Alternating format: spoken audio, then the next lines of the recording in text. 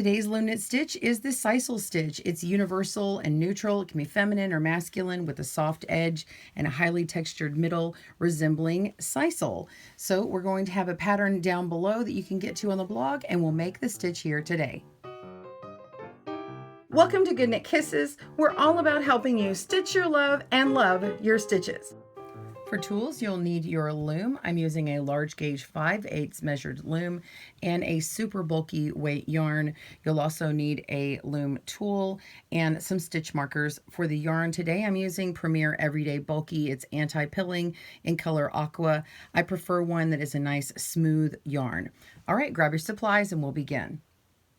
Before we dive in, you need to know 4 quick points. One is you have a multiple of 2 plus 2, so you need an even number of stitches for your project. That's it. You need to know that the middle stitches are a multiple of 2, and then we have 2 stitches on either end to help make this nice chain edge, which brings me to point number 2. You do not add a garter or seed stitch border or anything on here because it will cause it to bunch up. These rows are 1.5 times higher than a standard row. You can add one in later, which brings me to the next point. This is an easy edge, and so you can just lay it right back onto the loom and create a loom knit one, or you can crochet one or leave it alone. The last and important point is, so that was tip 3. On number 4 is you need a foundation edge. You're going to want to cast on and then knit a row for a foundation edge, and before binding off, you'll knit an edge again. Let's dive into the stitch. Mark your loom with its stitch markers. You'll put 1 down and then skip 6 and then add another one for the 8th. So it's going to look like this. We're going to have stitches with stitch markers on them on the ends with 6 in the middle, and this represents the pattern. You're going to have a column here, here, here. And I'm casting on 8 for the sample. If you want to try a cowl or scarf, cast on 16. Go ahead and cast on in whatever method you like the best. I used long tail cast on and then knit a row. Pause your video and we'll meet you back up to begin row 1. Row 1, you're simply going to skip the first peg. Now you did need to knit all stitches, so I didn't want to distract you, but that very first stitch after you cast on, you needed to have knit that, so that's okay. But now all of the rows, you're going to slip this first stitch or skip it. That means you just don't work it. We're going to work the next stitch. So we're going to knit the first one and knit the second one. And then we're going to pick up the second one and place it on top of the first one, just like this. And then we're going to knit off, and that is bind off 1. So the pattern repeat starts with a bind off 1. So you do need to work the first 2 stitches, and I'm using a U-wrap knit. And then we want to E-wrap yarn over. And this is actually important to get the stitch to look the way it does. So do not do a yarn over where it's held in front.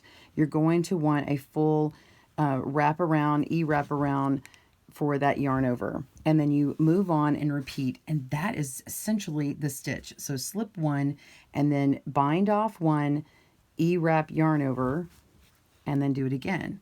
So we're going to knit, pick up, move over, bind off, E-wrap. Okay, so here we go. We're going to knit 1, knit the second one, move the second over to the first, knit over to bind off, and then E-wrap yarn over the last stitch. And then the very last stitch with a stitch marker, once you repeat all the way down to the end of where your last stitch is, you're just going to knit it every time. It doesn't change. And you are done with row 1. Row 2 is exactly as row 1, but you do need to make it in order to make that a repeated look. So go ahead and knit that next one. We'll just do that entire row together. So we're going to bind off,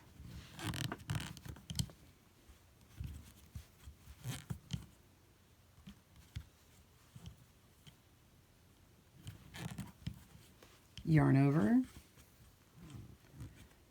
bind off,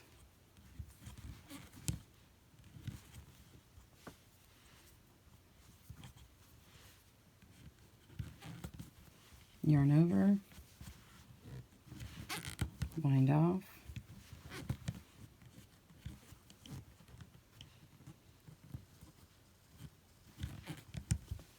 yarn over, and knit the last stitch.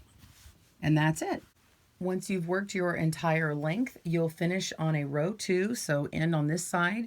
You'll work one more row of U-knit stitches and then bind off or cast off all stitches. You need that last row of knit stitches because you have these E-wrap yarn overs and it needs a nice firm structure to bind off to.